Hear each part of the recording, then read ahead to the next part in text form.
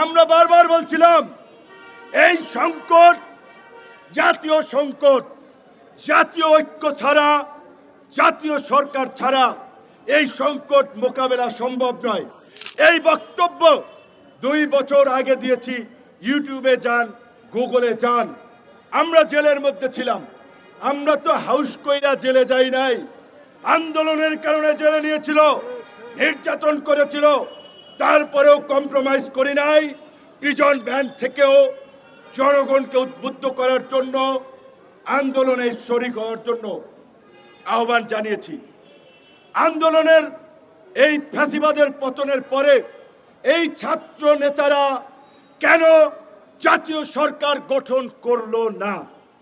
তারা কেন শুধুমাত্র দুজনের প্রতিনিধি, পরবর্তীতে আরেকজন ঢুকিয়েছে, আর বিভিন্ন দূতাবাসের প্রেসক্রিপশনে এই এনজিও মার্কা সরকার গঠন করেছে?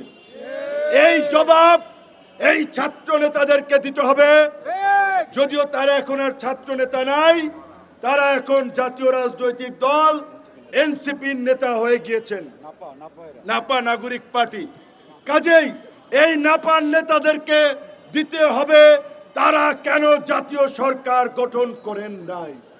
আর আপনারা যদি বিপ্লবের প্রকৃত চেতনা ধারণ করেন, সরকারের থেকে সুবিধাবান ভাওতাবাজি রাজনীতি না করে জনতার কাতারে এসে রাজপথ থেকে আপনারা আওয়ামী লীগ নিষিদ্ধের দাবিতে আন্দোলন করেন, আবার কাঁধে কাঁধ মিলিয়ে জুলাই গণ অভ্যুত্থানের মতো বাংলাদেশকে আওয়ামী মুক্ত করি। কিন্তু ক্ষমতার চেয়ার বড়ই মহব্বতের চেয়ার, বড়ই ভালো লাগার চেয়ার। একবার ওইখানে বসলে আর কেউ ছাড়তে চায় না। যেই লঙ্কায় যায় সেই রাবণ হয়। আপনারা দেখেছেন ছাত্র নেতৃবৃন্দের মধ্যে এখন নিয়োগ, তদবির, ঠিকাদারি, বিভিন্ন প্রতিষ্ঠানকে দেওয়া, এমনকি তারা এখন সরকারের যে স্থানীয় সরকার সেই প্রশাসনে নিজেদের লোককে বসিয়ে দল বানাতে চায়। তো তুমি সরকারে বসে ভাইরা দল বানাবা, আর বাকি রাজনৈতিক দল চেয়ে চেয়ে দেখবে? তোমাদেরকে দল বানানোর জন্য সমস্ত রাজনৈতিক দল রাস্তায় নেমে আন্দোলন করেছিল।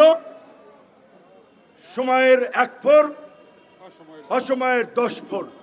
একটা সময় আছে, অবশ্যই তরুণরা রাজনীতি করতে হবে, দল করা দরকার। অভ্যুত্থানের পরে আরো 2-4টা দল হওয়া দরকার। এক্স আর্মি অফিসার দল করেছে, করতেই পারে। ছাত্ররা একটা করেছে, আরো করুক। কিন্তু তাদের যে ইন্টিগ্রিটি, তাদের যে অনেস্টি মানুষ প্রত্যাশা করেছিল, সেটার সাথে তারা বেইমানি করেছে। ইতিমধ্যেই তারা নায়ক থেকে খলনায়কে পরিণত হয়েছে। কাজেই আওয়ামী লীগকে নিষিদ্ধের দাবিতে ডাবল স্ট্যান্ডার্ড গেম কেউ না খেলে আমরা গণ অধিকার পরিষদের মতো সকল রাজনৈতিক দলকে রাজপথে নেমে আওয়াজ তোলার আহ্বান জানাই এবং প্রধান উপদেষ্টা সহ এই সরকারকে পরিষ্কারভাবে জানিয়ে দিতে চাই, এই গণ অভ্যুত্থানের প্রকৃত মাস্টার মাইন্ড কারা, কিভাবে এই আন্দোলন কোথায় কিভাবে হয়েছে, সেটা 18 থেকে এই কোটা সংস্কার থেকে রাষ্ট্র সংস্কার আওয়াজ উঠানো তরুণরা জানে।